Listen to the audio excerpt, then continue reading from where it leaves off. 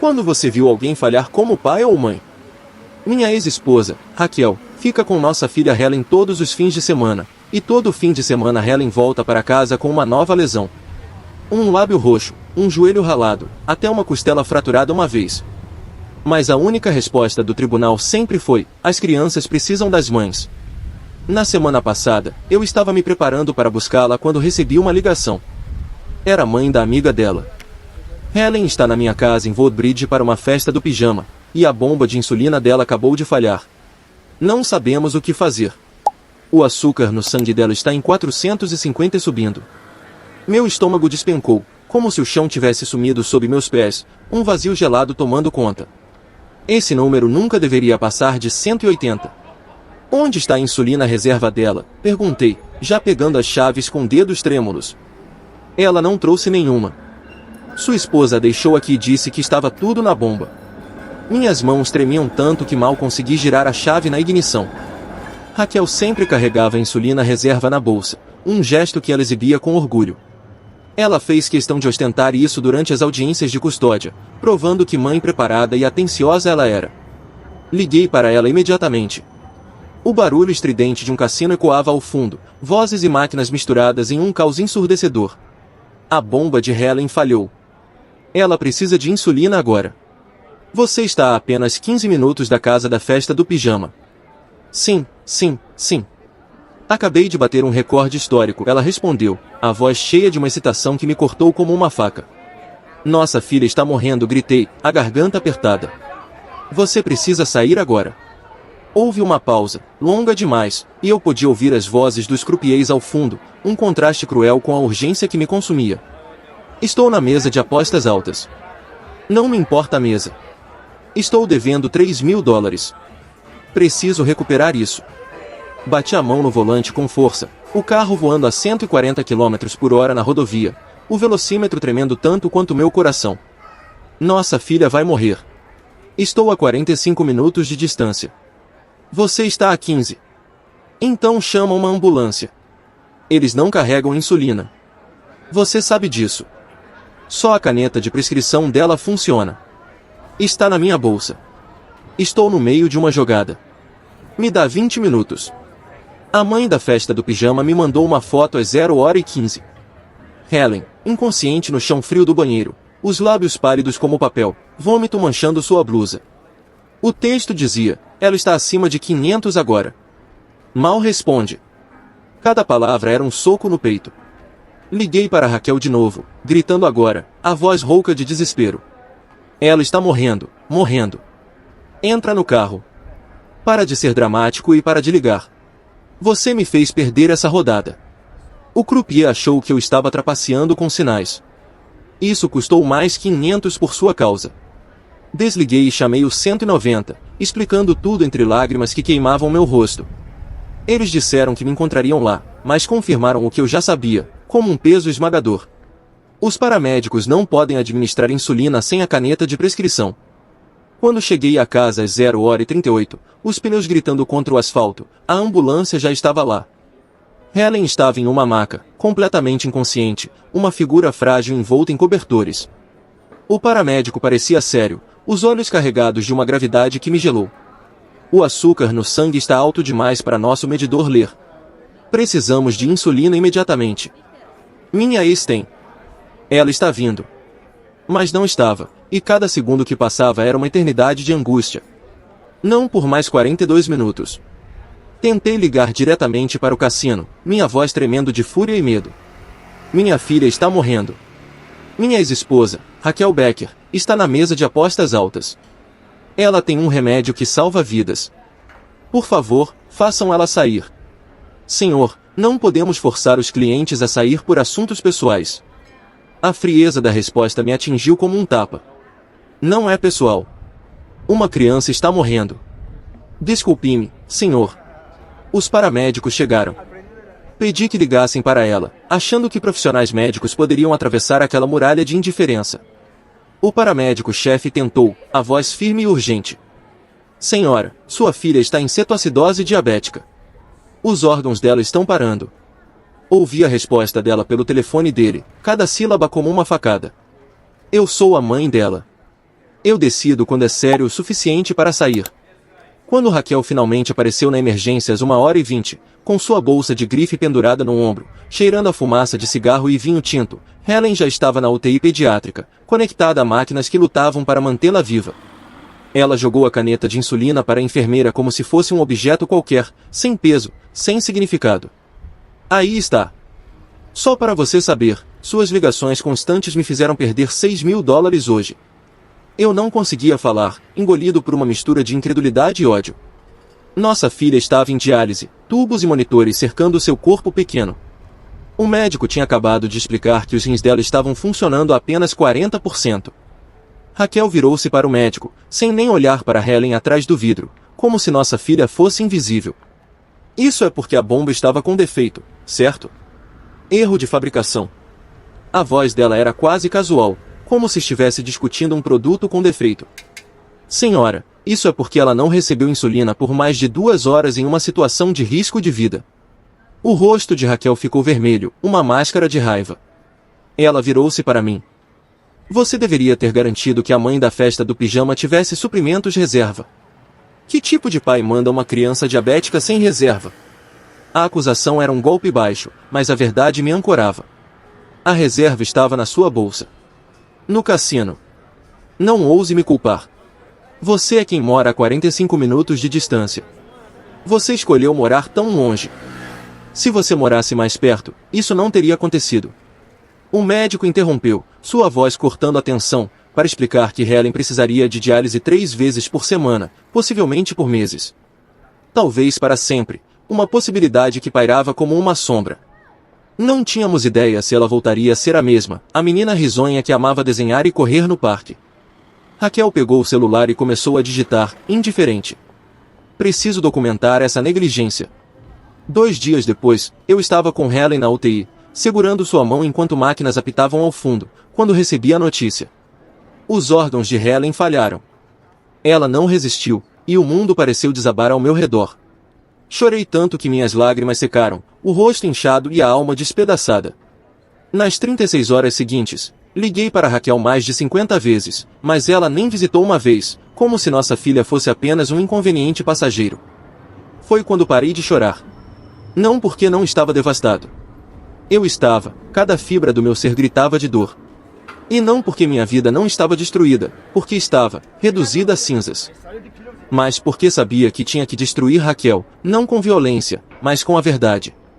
E estava prestes a mostrar a ela até onde um pai em luto está disposto a ir. Fiquei no meu carro no estacionamento do hospital por 3 horas depois que levaram o corpo de Helen, o silêncio do veículo contrastando com o caos na minha mente. Meu celular estava no colo, e eu fazia listas no aplicativo de notas, cada nome e número um passo em direção à justiça. Cada pessoa que eu precisava ligar. Cada prova que eu precisava guardar, como fragmentos de uma batalha que eu não podia perder. O choro tinha parado completamente, e minhas mãos não tremiam mais. Algo frio e focado substituiu toda aquela dor, uma determinação afiada como uma lâmina. Anotei o número da mãe da festa do pijama primeiro, uma aliada improvável na minha cruzada. Depois os paramédicos que atenderam, heróis anônimos que tentaram salvar minha filha. O número do cassino, um lugar que se tornou o símbolo da negligência de Raquel. O nome do médico da emergência, gravado do crachá que vi enquanto ele tentava salvar Helen. Tirei capturas de tela de todos os registros de chamadas daquela noite. 52 ligações para Raquel enquanto nossa filha morria, cada uma um apelo desesperado. Cada uma com data e hora, um testemunho digital da indiferença dela. Cada uma ignorada, como se Helen não valesse um segundo do tempo dela. O estacionamento esvaziou e encheu de novo com o turno da manhã, mas continuei trabalhando, movido por uma energia que não explicava. Criei pastas no celular para as provas, organizando cada peça como um quebra-cabeça que precisava ser montado. Anotei tudo o que lembrava do que Raquel disse, cada palavra gravada na minha memória como uma ferida aberta. Na manhã seguinte, 2 policiais apareceram na minha casa, suas expressões solenes. Eles conseguiram meu endereço no hospital. O mais velho tinha um vidro na mão e pediu que eu contasse tudo o que aconteceu, sua caneta pronta para registrar minha dor. Mostrei meu celular com os registros de chamadas, cada número uma prova do abandono de Raquel.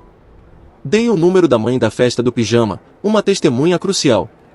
Expliquei como Raquel ficou no cassino por mais de 1 hora depois de ser avisada que Helen estava morrendo, cada minuto uma traição. Eles anotaram tudo com cuidado e disseram que precisariam falar com outras testemunhas. Depois que foram embora, comecei a ligar para familiares, buscando apoio em um momento de desespero. Minha irmã atendeu na terceira chamada, e contei que Helen se foi. Ela chorou por 10 minutos seguidos, a voz embargada ecoando minha própria dor. Mas quando mencionei ir atrás de Raquel legalmente, ela ficou quieta, hesitante. Disse que não queria se envolver nos nossos problemas, como se a morte de Helen fosse apenas uma disputa conjugal. Meu irmão foi igual, suas condolências vazias diante da minha necessidade de justiça. Minha mãe também, oferecendo palavras de conforto, mas recusando tomar partido. Todos disseram que sentiam muito, mas ninguém quis se posicionar. A família de Raquel nem atendia minhas ligações, como se eu fosse o vilão da história. Sentei-me à mesa da cozinha, o silêncio da casa me envolvendo, e percebi que estava completamente sozinho nisso. A mãe da festa do pijama me mandou uma mensagem à tarde perguntando se podíamos nos encontrar. Dirigi até uma cafeteria perto da casa dela, o peso do luto me acompanhando como uma sombra. Ela já estava lá esperando, o rosto marcado pela culpa e pela tristeza. Seus olhos estavam vermelhos e inchados, espelhando os meus. Ela deslizou o celular pela mesa até mim, e cada foto daquela noite era um golpe no coração. Helen no chão do banheiro em diferentes momentos, o corpo pequeno encolhido, vulnerável. As marcações de tempo mostravam exatamente quão rápido ela piorou, uma contagem regressiva cruel. Havia mensagens entre ela e o marido sobre chamar ou não o 190, a indecisão de quem foi pega desprevenida por uma tragédia. Capturas de tela das tentativas dela de falar com Raquel, cada uma sem resposta. Ela me disse que já tinha falado com a polícia naquela manhã, a voz firme apesar das lágrimas. Disse que testemunharia sobre qualquer coisa que eu precisasse, uma promessa que trouxe um fiapo de esperança. Nós dois choramos naquela cafeteria, o olhar curioso dos estranhos ao redor irrelevante diante da nossa dor compartilhada. Passei os 2 dias seguintes no computador, montando um documento com a precisão de um cirurgião. Cada registro de chamada ganhou sua própria página, o horário destacado como uma acusação silenciosa. Transcrevi as mensagens de voz que deixei para Raquel, implorando que ela saísse do cassino, cada palavra carregada de angústia. Encontrei as mensagens da mãe da festa do pijama com as fotos anexadas, prova visual do pesadelo. Baixei meus dados de localização mostrando minha corrida desesperada de casa ao hospital. Os dados de localização de Raquel nas redes sociais, postagens descuidadas que a colocavam no cassino o tempo todo, um contraste cruel com a realidade. As 52 chamadas que ela ignorou viraram 52 páginas de evidências, cada uma peça no mosaico da negligência dela. Fiz 10 cópias de tudo, um ato de precaução contra a possibilidade de perda. Uma para a polícia, para alimentar a investigação. Uma para o conselho tutelar, para documentar a falha de Raquel como mãe. Uma para um advogado, o próximo passo na minha busca por justiça. 7 a mais, guardadas como reserva, por precaução. No terceiro dia, entrei no carro e dirigi até o apartamento de Raquel, o motor ronronando enquanto eu lutava contra meus impulsos. Fiquei lá fora por 20 minutos, o motor ligado, a raiva pulsando em minhas veias. O carro dela estava na garagem, uma prova de sua presença. A luz da sala estava acesa, e eu a vi se movendo lá dentro, indiferente ao caos que causou. Minhas mãos apertaram o volante tão forte que os nós dos dedos ficaram brancos, a tentação de confrontá-la quase irresistível. Queria entrar lá e fazer ela sentir a dor que Helen sentiu, mas ser preso não ajudaria em nada, não traria minha filha de volta. Voltei para casa e fui direto para a garagem, onde a frustração explodiu. Fiz 3 buracos na parede com o punho, a dor física um alívio momentâneo. Meus dedos sangraram, mas foi melhor do que não fazer nada, melhor do que ceder à impotência. O detetive David Norton me ligou no dia seguinte, sua voz calma, mas séria. Ele foi designado para investigar se havia possibilidade de acusações criminais. Nos encontramos na delegacia, e dei a ele minha pasta de evidências, cada página cuidadosamente organizada. Ele folheou lentamente, o rosto ficando mais sério a cada página, as evidências pintando um quadro inegável. Mas então ele se recostou e explicou o problema, sua voz carregada de empatia contida. Raquel não estava lá fisicamente quando Helen ficou doente. Ela não a machucou diretamente, um detalhe que complicava tudo. Provar negligência criminal quando um dos pais está ausente é muito difícil, ele disse, o sistema legal um labirinto de tecnicidades. Ele prometeu que investigariam, mas me pediu para não esperar resultados rápidos, ou talvez nenhum resultado. Arquivei uma denúncia no Conselho Tutelar na mesma semana, determinado a usar todas as ferramentas ao meu alcance. A investigadora que apareceu foi Regina Norton, irmã de David, uma coincidência que trouxe um estranho conforto. Ela pegou minha pasta de evidências com cuidado, prometendo avaliar a aptidão de Raquel como mãe, seus olhos mostrando uma determinação que ecoava a minha. Expliquei que Helen já tinha partido, então não havia mais uma criança para proteger, mas Regina foi firme. Disse que não importava, que o relatório criaria um registro oficial que poderia apoiar outras ações legais, uma peça crucial no meu quebra-cabeça. Ela parecia realmente se importar com o que aconteceu, uma rara aliada em um mar de indiferença. Raquel e eu tivemos que nos encontrar na funerária para fazer os arranjos, um encontro que temia. Ela chegou 45 minutos atrasada, o atraso uma afronta silenciosa. O agente funerário já estava me mostrando opções de caixão, cada escolha um peso no coração, quando ela entrou. Ela olhou os preços e começou a gritar sobre desperdício de dinheiro, sua voz cortante e sem emoção. Disse que deveríamos fazer apenas a cremação sem cerimônia, como se Helen não merecesse uma despedida digna. Eu queria um funeral decente para nossa filha, uma chance de honrar sua memória. O agente funerário teve que ficar entre nós quando Raquel começou a gritar que eu estava tentando falir ela, suas palavras cheias de veneno. Ela repetia que Helen não saberia a diferença mesmo, uma frase que cortou fundo. Paguei tudo do meu bolso só para acabar com a briga, cada centavo uma homenagem à minha filha. O funeral foi 3 dias depois, um momento que deveria ter sido de luto coletivo. Raquel apareceu 20 minutos depois do início, o hálito pesado de álcool perceptível a 3 metros de distância. Ela tropeçou até o púlpito e tentou fazer um discurso sobre ser uma mãe dedicada, as palavras arrastadas e quase incompreensíveis. Minha família se mexeu nos assentos, desconfortável com a cena. A família de Raquel olhou para o chão, envergonhada ou indiferente. Ela falou por 5 minutos sobre o quanto se sacrificou por Helen, uma narrativa distorcida que ninguém acreditava. Como era difícil ser mãe solteira todo fim de semana, como se o peso da responsabilidade fosse só dela. Como ninguém entendia suas lutas, uma tentativa patética de se fazer de vítima. Sentei-me na primeira fila com as mãos cruzadas, deixando todos verem exatamente quem ela era, sem dizer uma palavra. Deixei que vissem a mulher que escolheu jogar no cassino em vez de salvar a vida de nossa filha, sua verdadeira face exposta. Depois do funeral, passei 3 dias ligando para todos os advogados da região até encontrar Gabriel Lestorno, especializado em casos de morte por negligência. Seu escritório ficava em um pequeno shopping ao lado de uma lavanderia, um lugar improvável para o início de uma batalha legal. Quando entrei carregando minha pasta de evidências, a esposa dele, Antonieta, estava na recepção, seus olhos gentis percebendo imediatamente a dor no meu rosto. Ela me levou diretamente para o escritório dele sem me fazer esperar, um gesto de compaixão que não esquecerei. Gabriel era um homem grande com cabelos grisalhos, que ouviu toda a minha história sem interromper uma vez, sua atenção um bálsamo para minha alma ferida. Espalhei todas as minhas provas na mesa dele, cada documento uma peça do quebra-cabeça da tragédia. Os registros de chamadas mostrando 52 ligações ignoradas, cada uma um apelo não atendido. As mensagens da mãe da festa do pijama com marcações de tempo, um cronograma da negligência. Fotos de Helen inconsciente no chão do banheiro, imagens que ainda me assombram. Antonieta sentou ao lado dele, tomando notas em um bloco amarelo com uma precisão metódica, enquanto ele examinava cada documento. Quando chegou a parte em que Raquel disse que precisava recuperar seus $3.000, o rosto dele ficou vermelho, uma raiva contida que espelhava a minha. Ele explicou que ações por morte por negligência funcionam de forma diferente de casos criminais, uma lição que trouxe um fio de esperança. Precisávamos apenas provar que a negligência de Raquel causou diretamente a morte de Helen, não que ela pretendia matá-la, um ônus de prova mais acessível. Ele disse que tínhamos uma base forte, mas precisávamos de mais documentação para tornar o caso à prova de falhas, um desafio que aceitei sem hesitar. Naquela noite, fiquei até às 4 da manhã no laptop, pesquisando as políticas do cassino online com uma obsessão febril. O site deles tinha páginas sobre jogo responsável e programas de autoexclusão, mas nada sobre situações de emergência, uma lacuna que me enfurecia.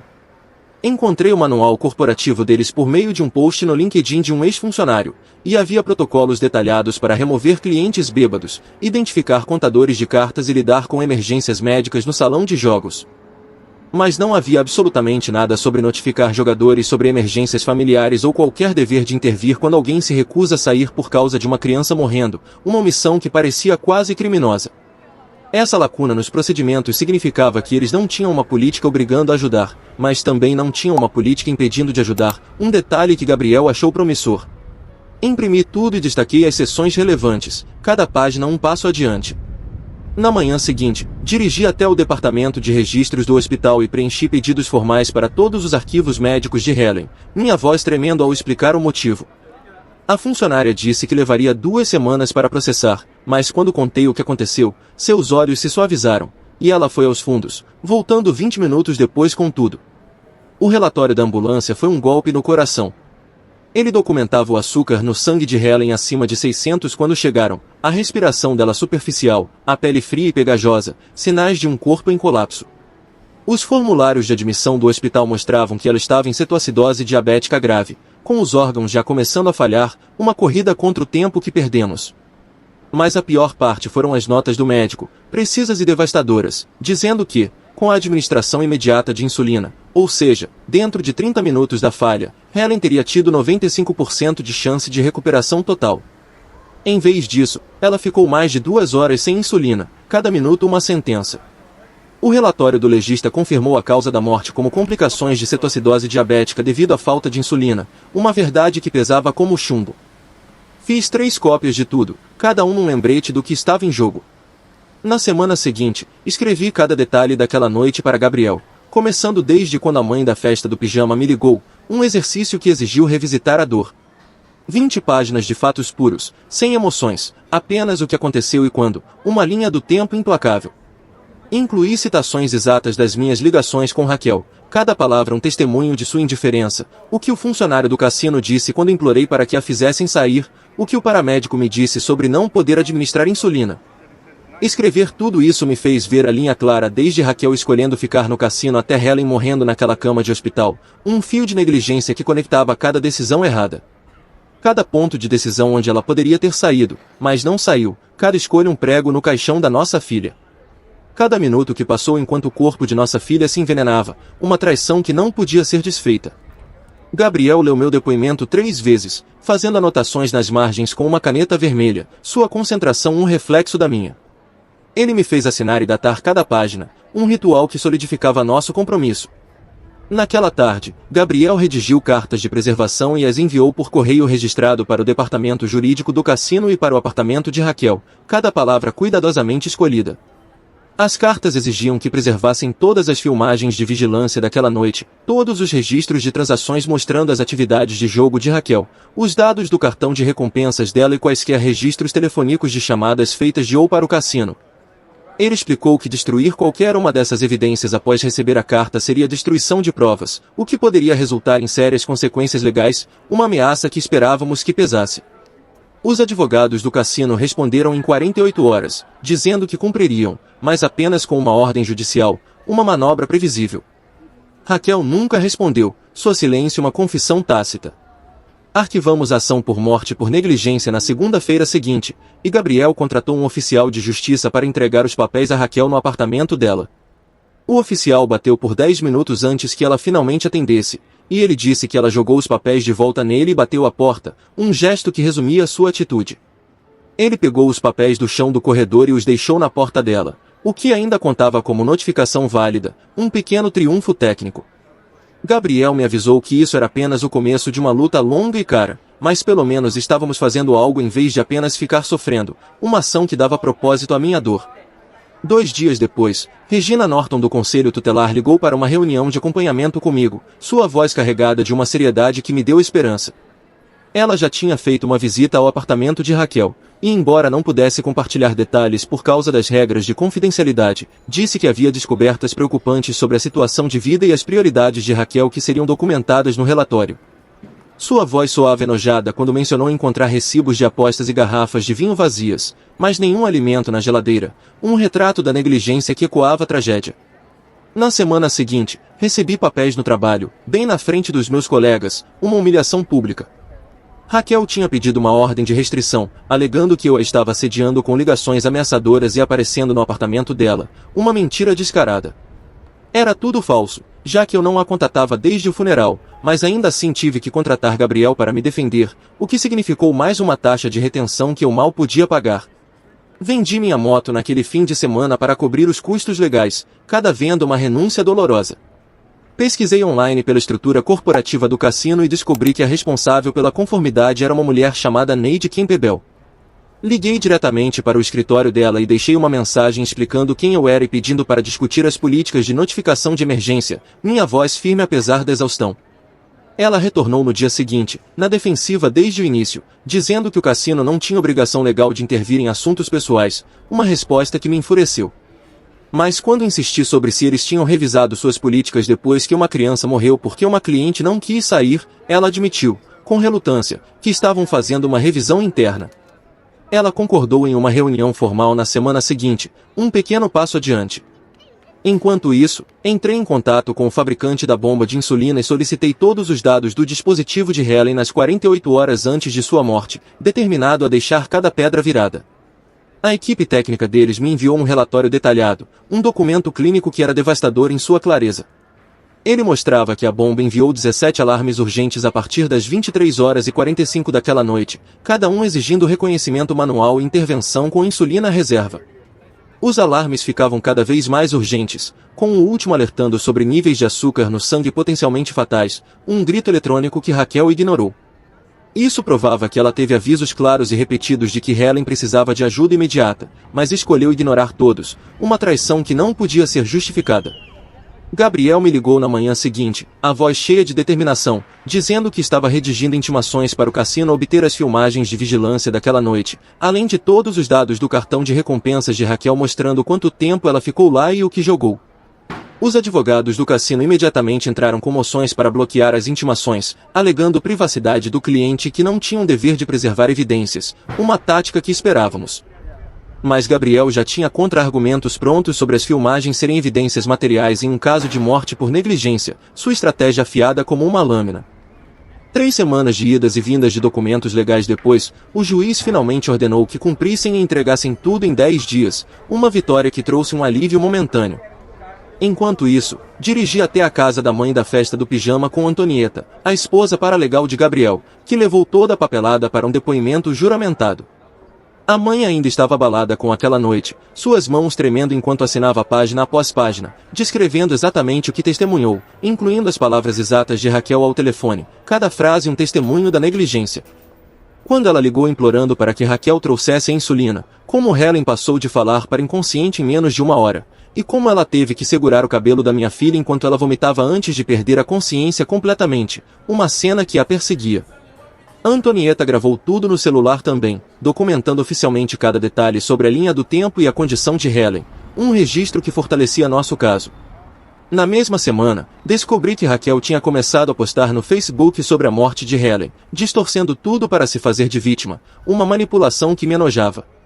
Ela escreveu longos posts sobre como eu deveria ter morado mais perto para ser um pai responsável, como eu deveria ter garantido que a família da festa do pijama tivesse suprimentos reserva, como a empresa da bomba de insulina era a verdadeira culpada pelo mau funcionamento.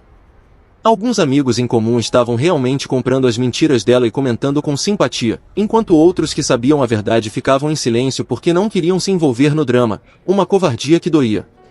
Fiz capturas de tela de todos os posts antes que ela pudesse deletá-los, adicionando-os à minha pasta de evidências, cada uma prova da sua tentativa de reescrever a história. O promotor público Derek Heleno me chamou para uma reunião sobre possíveis acusações criminais, e levei toda a minha documentação, esperando que ele prendesse Raquel imediatamente, um desejo que sabia ser ingênuo. Ele passou 2 horas revisando tudo, seus olhos percorrendo cada página com atenção, mas depois explicou que negligência criminal resultando em morte tinha um ônus de prova extremamente alto. Eles teriam que provar além de qualquer dúvida razoável que Raquel sabia que suas ações provavelmente resultariam em morte e escolheu fazê-las mesmo assim, uma barreira legal quase intransponível. Ele disse que estavam abrindo uma investigação, mas poderia levar meses antes de decidirem se apresentariam acusações, e mesmo assim, as taxas de condenação para esses casos eram baixas. Saí do escritório dele me sentindo derrotado, mas ele prometeu que estavam levando a sério e seriam minuciosos, uma promessa que me mantinha de pé. Minha primeira consulta de terapia com Carla Amorim foi 2 dias depois, e passei a maior parte da hora descrevendo em detalhes todas as formas que fantasiei fazer Raquel sofrer pelo que ela fez. Contei sobre dirigir pelo apartamento dela à noite, sobre pesquisar coisas online que eu não deveria estar pesquisando, sobre a raiva pura que me consumia a cada momento acordado, uma força que ameaçava me engolir. Ela não me julgou, mas me ajudou a ver que seguir esse caminho apenas destruiria minha vida ainda mais e não traria a Helen de volta, uma verdade que doía, mas precisava ser dita. Fizemos um plano concreto com limites claros, onde prometi a mim mesmo que buscaria justiça apenas por canais legais, não importa o quanto quisesse tomar as rédeas, um compromisso que exigia toda a minha força. As contas legais estavam se acumulando mais rápido do que eu esperava, com a retenção de Gabriel já esgotada, e novas contas chegando para cada arquivamento, cada hora de pesquisa, cada reunião. Vendi minha moto primeiro, um sacrifício que doeu como perder um pedaço de mim. Depois, minhas boas ferramentas da garagem, cada uma carregada de memórias de projetos com Helen.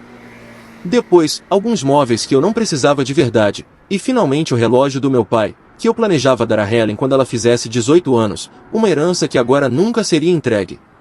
Cada venda parecia outro sacrifício pela minha filha, outro pedaço da minha vida trocado para financiar essa luta. Mas eu precisava de cada centavo para manter a pressão legal sobre Raquel, uma batalha que não podia abandonar. Na minha próxima sessão, Carla me ajudou a escrever uma declaração de impacto da vítima que expressava claramente meus objetivos sem a raiva crua que estava me consumindo. Trabalhamos em articular o que eu realmente queria, registrar a verdade oficialmente, responsabilizar Raquel legalmente por suas escolhas e criar mudanças que poderiam evitar que outra criança morresse da mesma forma, um legado para Helen. Ter esses objetivos específicos por escrito ajudou a transformar minha raiva em algo mais focado e proposital, uma luz no fim do túnel.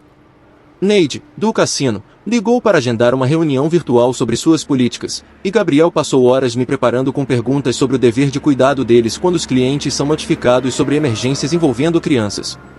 Pesquisamos casos semelhantes, encontramos precedentes sobre empresas terem obrigações morais, se não legais, de ajudar em emergências, e preparamos documentação mostrando como a recusa deles em intervir contribuiu para a morte de Helen, um argumento que fortalecia nosso caso. Durante a reunião, a equipe de gestão do cassino foi fria e corporativa, insistindo que não podiam forçar clientes a sair por assuntos pessoais e não tinham obrigação de intervir em emergências familiares, uma postura que me revoltava. Eles repetiam que a segurança não podia remover fisicamente um cliente que não estava quebrando as regras do cassino, que fazer isso os abriria processos, que não tinham como verificar se ligações sobre emergências eram verdadeiras ou não. A completa falta de humanidade deles me deixou ainda mais determinado a encontrar formas de responsabilizá-los. Depois dessa reunião, passei 3 dias escrevendo uma reclamação detalhada para a comissão de jogos sobre a falha do cassino em ter quaisquer protocolos de intervenção em emergências, incluindo transcrições das minhas ligações daquela noite implorando para que ajudassem a salvar a vida da minha filha, cada palavra um testemunho da minha impotência. O investigador designado para meu caso, Camilo de Castro, realmente parecia se importar quando conversamos por telefone, fazendo perguntas detalhadas e dizendo que isso era exatamente o tipo de coisa que a comissão de jogos deveria abordar para proteger o bem-estar público. Ele abriu uma investigação formal sobre as práticas deles e disse que revisariam se os cassinos deveriam ser obrigados a ter protocolos para notificação de clientes durante emergências médicas envolvendo menores, uma esperança de mudança. 2 semanas depois dessa ligação com Júlio, cheguei do trabalho e encontrei um envelope grosso do Conselho Tutelar na minha caixa de correio. Minhas mãos tremiam enquanto o abri ali mesmo na varanda, passando rapidamente por toda a linguagem formal até encontrar o que importava. Regina Norton tinha concluído sua investigação e oficialmente confirmou negligência médica contra Raquel, um marco que trouxe um alívio agridoce.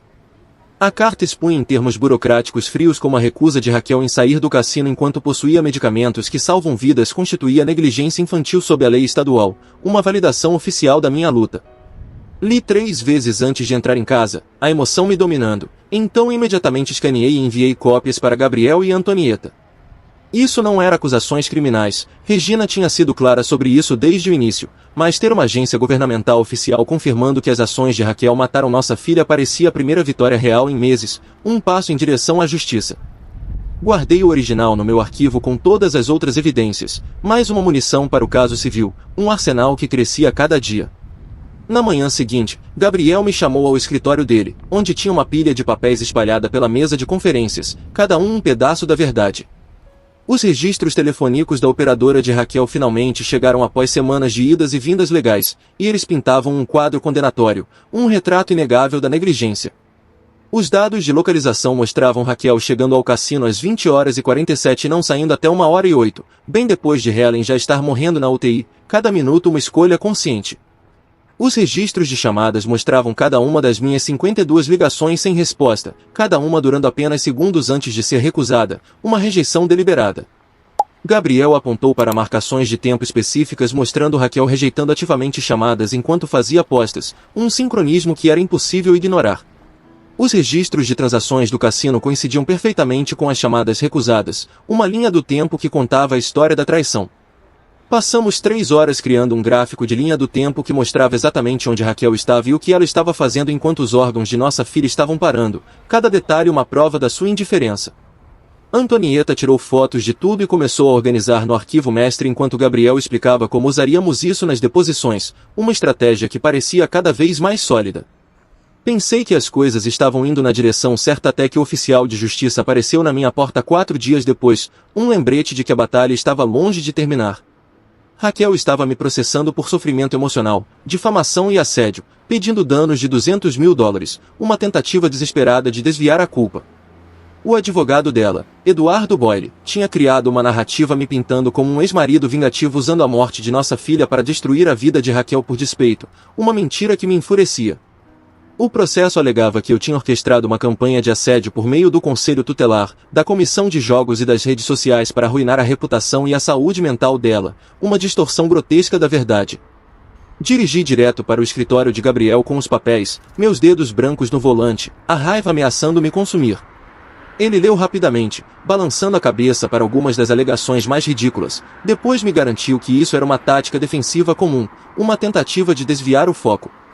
Teríamos que responder formalmente, o que significava mais taxas legais que eu mal podia pagar, mas ele disse que os juízes geralmente viam através desses processos de vingança, uma promessa que me dava um fio de esperança. A audiência sobre o processo de Raquel veio 2 semanas depois em uma pequena sala de tribunal no centro, um ambiente austero que ecoava a gravidade do momento. Eduardo Boyle se levantou e passou 20 minutos descrevendo como eu transformei a trágica morte de nossa filha por uma falha de equipamento médico em uma arma contra sua cliente, uma narrativa que tentava reescrever a realidade. Ele alegou que eu tinha tornado a vida de Raquel insuportável com ataques legais constantes e humilhação pública, palavras que soavam vazias diante das evidências. O juiz ouviu sem expressão, o rosto uma máscara de imparcialidade, então pediu a Gabriel nossa resposta. Gabriel apresentou calmamente a conclusão do Conselho Tutelar, os registros telefônicos e a linha do tempo dos eventos, explicando que toda ação legal que eu tomei foi uma resposta legítima à negligência documentada, cada peça de evidência um golpe contra as mentiras de Raquel. Após 1 hora de argumentos, o juiz deu sua decisão, a voz firme e clara. Ela rejeitou a maioria das reivindicações de Raquel, um alívio que me fez respirar pela primeira vez em semanas, mas ordenou que toda a comunicação entre nós passasse pelos nossos advogados a partir de então. Nada de contato direto por telefone, e-mail, mensagem ou pessoalmente, com violações puníveis por desacato ao tribunal, uma regra que trazia uma estranha paz. Parte de mim estava frustrada, já que Raquel poderia usar isso para evitar responsabilidade, mas outra parte estava aliviada, pois removia a tentação de confrontá-la diretamente, um impulso que quase me destruiu. Naquela quinta-feira, sentei-me no consultório de Carla para nossa sessão semanal, finalmente admitindo algo que escondia há semanas. Tive sonhos sobre machucar Raquel de maneiras detalhadas e específicas que me assustavam quando acordava, imagens vívidas que me perseguiam. Às vezes, imaginava aparecer no apartamento dela e fazer um escândalo, a raiva tomando forma em gritos. Outras vezes, sonhava em incendiar o apartamento dela ou tirá-la da estrada, fantasias que me envergonhavam à luz do dia. Carla não julgou, apenas me ajudou a entender que essas eram respostas normais de luto que precisavam de saídas saudáveis, uma lição que me ancorava. Passamos a sessão trabalhando em canalizar a energia violenta para estratégias legais produtivas e trabalho de advocacia. Ela me fez escrever cada fantasia violenta, depois reescrevê-la como uma ação legal que eu realmente poderia tomar. A fantasia de confronto físico virou preparação para deposições, um exercício de controle. O impulso de destruir a propriedade dela virou colocar ônus sobre ativos, uma tática legal. O desejo de machucá-la virou trabalhar por um veredicto de culpa, um objetivo que dava sentido à minha dor. No final da sessão, eu tinha uma lista de passos legais concretos que satisfariam minha necessidade de justiça sem me levar à prisão, um plano que me mantinha no caminho certo. Nos 3 dias seguintes, transformei minha sala de jantar em uma sala de guerra, espalhando cada documento, foto e prova pela mesa e pelas paredes, um santuário de justiça para Helen. Comprei uma etiquetadora e pastas codificadas por cores, organizando tudo cronologicamente desde a primeira audiência de custódia até o presente, cada pasta um capítulo da nossa história. Cada seção tinha abas para registros médicos, registros telefônicos, depoimentos de testemunhas e arquivamentos legais, uma ordem que dava estrutura ao caos. Criei um índice mestre que cruzava todas as referências, facilitando encontrar qualquer prova em segundos, uma obsessão que me mantinha focado. Quando Antonieta veio buscar cópias para o escritório deles, ela ficou na minha sala de jantar apenas olhando para as paredes cobertas de linhas do tempo e gráficos de evidências, impressionada com a minuciosidade. Ela disse que, em 15 anos como paralegal, nunca viu um cliente preparar um caso tão minuciosamente, um elogio que me trouxe um orgulho amargo. Levou 2 horas só para fotografar tudo para os registros deles, cada clique uma validação do meu esforço.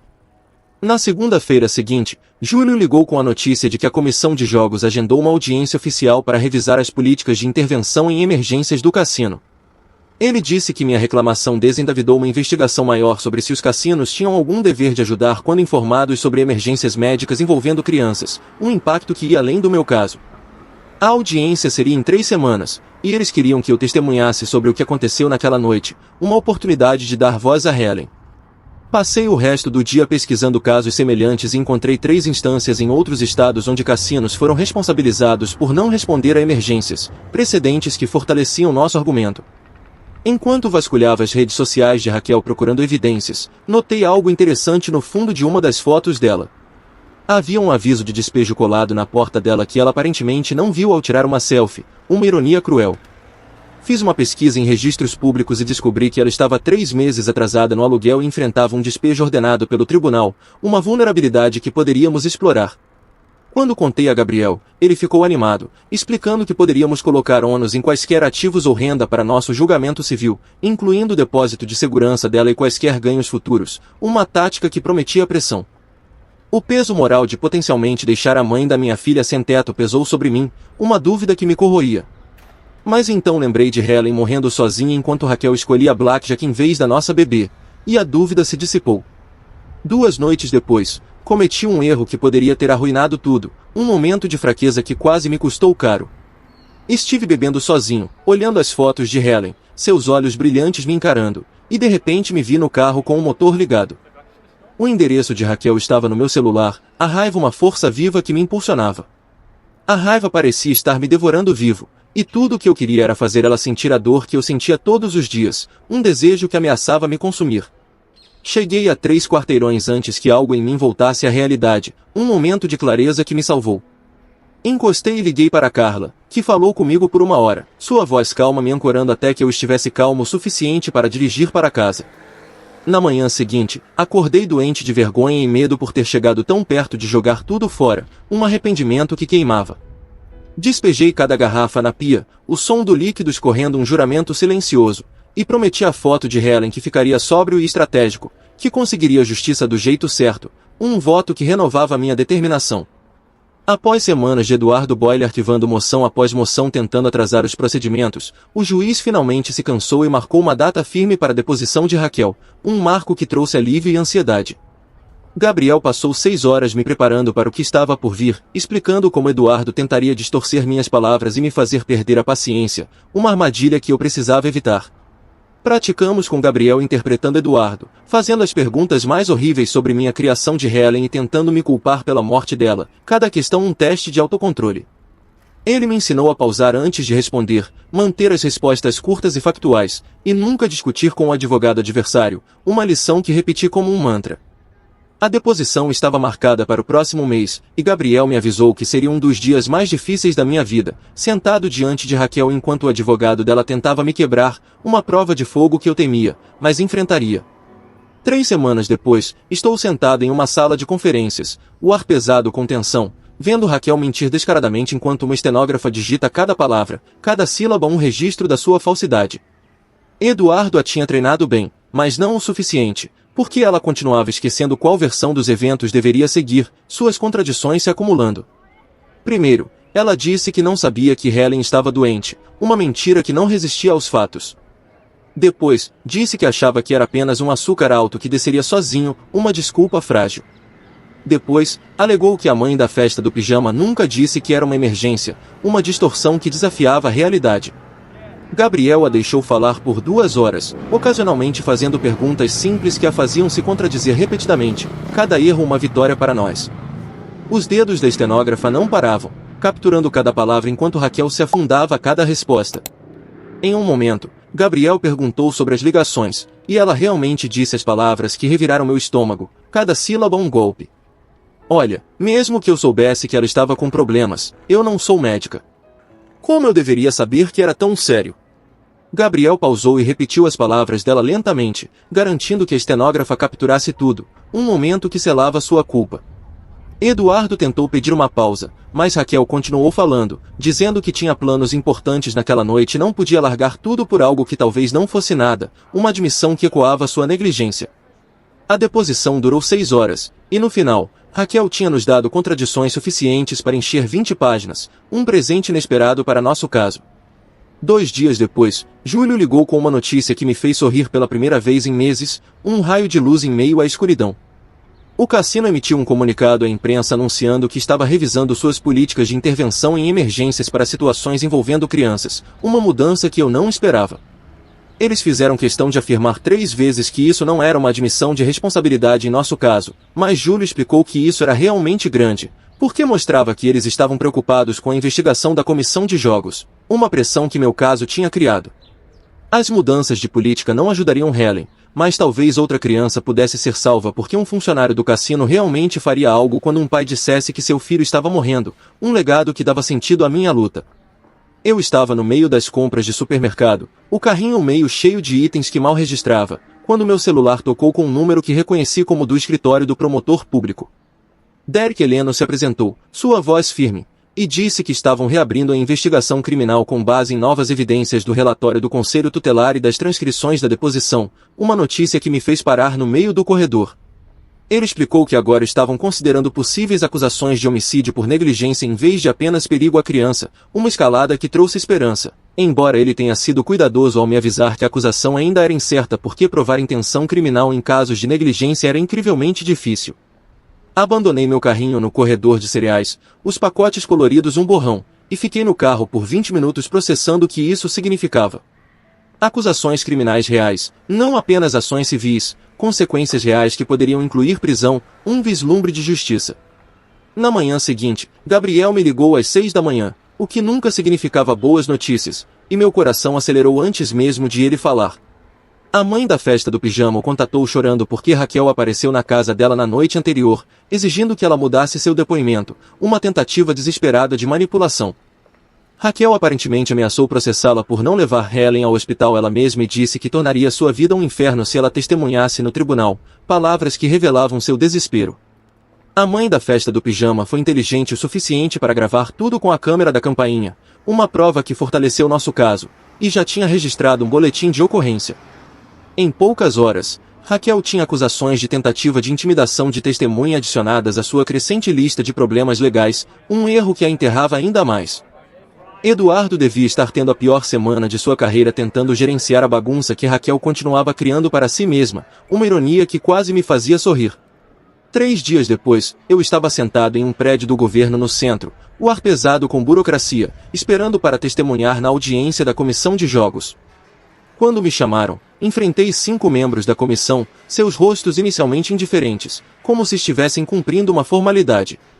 Comecei a falar sobre aquela noite, minha voz firme apesar da dor, sobre ligar para o cassino e implorar para que fizessem Raquel sair com a insulina, cada palavra um peso que carregava.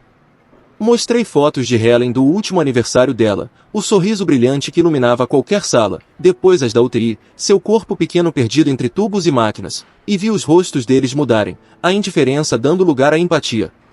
Expliquei como uma simples política exigindo que a equipe notificasse os pais de emergências poderia ter salvado a vida dela, um apelo que ressoava com força. Uma comissária realmente tinha lágrimas nos olhos quando terminei, um sinal de que minhas palavras tocaram algo humano neles, e o presidente disse que levariam meu depoimento em séria consideração para novas regulamentações. Após a audiência, Gabriel pediu para nos encontrarmos, e eu podia dizer pela voz dele que algo estava errado, um pressentimento que me apertou o peito.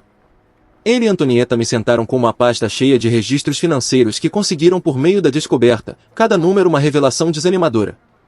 Raquel tinha menos de $2.000 no banco, sem contas de aposentadoria, sem propriedades e sem apólices de seguro, uma realidade que tornava qualquer vitória vazia. Qualquer julgamento civil que ganhássemos seria basicamente sem valor, porque não havia nada para cobrar, uma verdade que doía como uma traição. Gabriel explicou que poderíamos penhorar salários futuros, mas com o histórico de empregos instável de Raquel, isso poderia significar esperar anos por migalhas, uma perspectiva desoladora. Eu disse a ele que não me importava com o dinheiro, que nunca foi sobre isso. Eu só queria a verdade registrada, a negligência de Raquel documentada para sempre, e Antonieta apertou minha mão, seus olhos cheios de compreensão, dizendo que essa era a razão certa para continuar. Minha próxima sessão de terapia com Carla foi diferente das anteriores, um ponto de virada. Em vez de falar sobre minha raiva, que ainda queimava como brasa, ela me perguntou o que significava vencer de verdade. Não fantasias de vingança, mas metas reais e alcançáveis, algo que pudesse dar sentido à minha dor. Passamos a hora redefinindo o sucesso como ter a negligência de Raquel oficialmente documentada nos registros judiciais e ajudar a criar mudanças de política que protegeriam outras crianças, um legado para Helen que ia além da punição. Ela me ajudou a ver que essas coisas importavam mais do que o sofrimento de Raquel, que a memória de Helen poderia viver salvando outras crianças em vez de apenas castigar sua mãe, uma perspectiva que trouxe uma paz frágil, mas real. O caminho até a justiça era uma maratona, não uma corrida, e cada passo parecia carregar o peso de Helen nos meus ombros. A audiência do julgamento civil estava marcada para 3 meses depois, e Gabriel me avisou que seria um campo de batalha. Raquel e Eduardo estavam se preparando para jogar sujo, usando cada tática possível para desviar a culpa. Mas eu estava pronto, armado com evidências que contavam a história que Raquel tentava distorcer. Cada documento, cada foto, cada registro de chamada era uma peça de um quebra-cabeça que formava a verdade. Helen morreu porque sua mãe escolheu o cassino em vez dela. Enquanto isso, a investigação criminal avançava lentamente, mas Derek Heleno me mantinha informado. As acusações de tentativa de intimidação de testemunha deram um novo ímpeto ao caso, e a promotoria agora considerava uma acusação formal de homicídio por negligência. Derek foi honesto, dizendo que a condenação ainda era incerta, mas a gravação da campainha da mãe da festa do pijama e as contradições na deposição de Raquel estavam tornando o caso mais forte. Cada atualização era um fio de esperança, mas também um lembrete de quão frágil era o sistema. Enquanto preparava o caso, comecei a trabalhar com um grupo de advocacia local, uma organização dedicada a proteger crianças com condições médicas crônicas. Compartilhei a história de Helen em reuniões comunitárias, cada palavra uma homenagem à sua memória. Comecei a pressionar por uma legislação estadual que exigisse que locais como cassinos e bares tivessem protocolos claros para notificar clientes sobre emergências médicas envolvendo menores. Batizei a proposta de Lei Helen, uma forma de garantir que o nome da minha filha vivesse em algo maior do que a tragédia. A ideia ganhou tração, e logo deputados locais estavam discutindo um projeto de lei, com apoio de famílias que passaram por situações semelhantes. Na véspera do julgamento, recebi uma ligação inesperada de Neide Campbell, a responsável pela conformidade do cassino. Sua voz estava menos defensiva dessa vez, quase hesitante. Ela disse que o cassino havia implementado uma nova política. Qualquer funcionário que recebesse uma ligação sobre uma emergência médica envolvendo um menor deveria notificar imediatamente o cliente e oferecer assistência para que saísse, com supervisores autorizados a interromper jogos se necessário. Não era uma admissão de culpa, ela enfatizou, mas uma atualização de melhores práticas. Eu sabia que minha reclamação à comissão de jogos e meu depoimento haviam forçado essa mudança. Não trouxe Helen de volta, mas era um passo para evitar que outra família passasse pela mesma dor. O julgamento civil foi exaustivo, durando 5 dias que pareceram uma eternidade. Gabriel apresentou nosso caso com precisão cirúrgica, exibindo o gráfico da linha do tempo, os registros telefônicos, as fotos da mãe da festa do pijama, o relatório do conselho tutelar e o depoimento da deposição de Raquel. A mãe da festa do pijama testemunhou com lágrimas nos olhos, sua voz tremendo ao descrever a deterioração de Helen e as ligações ignoradas por Raquel. O médico da emergência confirmou que a insulina, se administrada a tempo, teria salvo Helen, suas palavras ecoando na sala silenciosa. Raquel, por sua vez, tentou se pintar como uma mãe sobrecarregada, vítima de um equipamento defeituoso e de um ex-marido vingativo. Eduardo apresentou testemunhas que falaram sobre o estresse de Raquel como mãe solteira, mas suas contradições na deposição e os registros telefônicos destruíram sua credibilidade. No último dia, quando subi ao banco das testemunhas, olhei diretamente para Raquel, não com raiva, mas com uma determinação calma. Contei a história de Helen, não apenas daquela noite, mas de quem ela era, uma menina que amava pintar arco-íris, que sonhava em ser veterinária, que enfrentava sua diabetes com uma coragem que eu nunca teria. Minha voz quebrou, mas não parei, porque Helen merecia ser lembrada como mais do que uma vítima. O júri deliberou por apenas 4 horas. Eles concederam um veredicto a nosso favor, declarando Raquel responsável pela morte de Helen por negligência grave. A indenização foi simbólica, $1 milhão, sabendo que Raquel nunca poderia pagar, mas o verdadeiro peso estava na sentença. A negligência dela foi oficialmente registrada, um marco permanente nos registros judiciais. Gabriel me abraçou fora do tribunal, e Antonieta chorou, dizendo que Helen estaria orgulhosa. Pela primeira vez, senti que honrei minha filha, não com vingança, mas com verdade. Semanas depois, a promotoria anunciou que Raquel enfrentaria acusações criminais de homicídio por negligência e tentativa de intimidação de testemunha. O julgamento criminal ainda estava por vir, mas Derek me disse que as evidências eram fortes o suficiente para levar a uma possível condenação. Raquel, agora enfrentando despejo e com sua vida desmoronando, desapareceu da cidade antes do julgamento, rumores dizendo que ela fugiu para evitar as consequências. Parte de mim queria que ela enfrentasse a prisão, mas outra parte sabia que ela já estava vivendo uma sentença, a solidão de sua própria culpa, se é que ela era capaz de sentir. Enquanto isso, a Lei Helen foi aprovada pela legislatura estadual após meses de audiências públicas. Não era perfeita, mas exigia que estabelecimentos comerciais tivessem protocolos claros para emergências envolvendo menores, com multas pesadas para descumprimento. Na cerimônia de assinatura, segurei uma foto de Helen, seu sorriso iluminando a sala. Falei brevemente, dizendo que a lei não traria minha filha de volta, mas poderia salvar outras crianças, e isso era o que importava. Voltei para casa naquela noite e sentei no quarto de Helen, intocado desde sua morte. As paredes ainda tinham seus desenhos de arco-íris, e sua cama ainda cheirava a ela. Pela primeira vez em meses, chorei, não de raiva, mas de uma tristeza pura, misturada com um estranho alívio. A justiça não era perfeita, e nunca apagaria a dor, mas Helen deixou um legado. Sua vida, tão curta, mudou algo no mundo, e isso me dava força para continuar. Prometi a ela, em silêncio, que viveria de uma forma que honrasse sua memória, não com ódio, mas com propósito.